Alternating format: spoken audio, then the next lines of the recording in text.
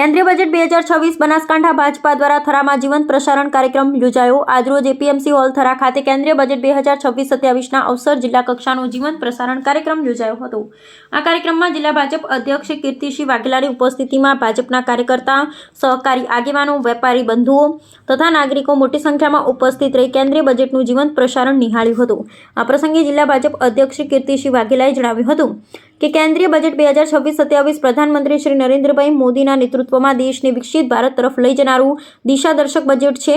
આ બજેટમાં ગરીબ, યુવા, ખેડૂત, મહિલા, મધ્યમ વર્ગ, વેપારી વર્ગ સૌને સાથે લઈ આગળ વધવાની સ્પષ્ટ દ્રષ્ટિ રજૂ કરવામાં આવી છે। તેમણે વધુમાં જણાવ્યું હતું કે બજેટમાં આશરે 7%ના આર્થિક વિકાસ દરને હાંસલ કરવાનું લક્ષ્ય રાખવામાં આવ્યું છે। સાથે સાથે રાજકોષીય શિસ્ત, મોંઘવારી નિયંત્રણ અને નાણાકીય સ્થિરતા પર વિશેષ ભાર મૂકવામાં આવ્યો છે। આ બજેટ દ્વારા એમએસએમઈ અને નાના ઉદ્યોગોને મજબૂત બનાવવા, ઉદ્યોગ અને ઉત્પાદન ક્ષેત્રને પ્રોત્સાહન, સેમિકન્ડક્ટર, બાયોફાર્મા અને ઇલેક્ટ્રોનિક્સ જેવા આધુનિક ક્ષેત્રોમાં રોકાણ તેમજ આત્મનિર્ભર ભારતના સંકલ્પને વધુ મજબૂત બનાવતી અનેક મહત્વપૂર્ણ યોજનાઓ જાહેર કરવામાં આવી છે। તેમજ કૃષિ, પશુપાલન, માછીમારી અને ગ્રામીણ વિકાસ ક્ષેત્રે ઉત્પાદન ક્ષમતા વધારવા, ખેડૂતોની આવકમાં વધારો કરવા માટે વિશેષ જોગવાઈઓ કરવામાં આવી છે।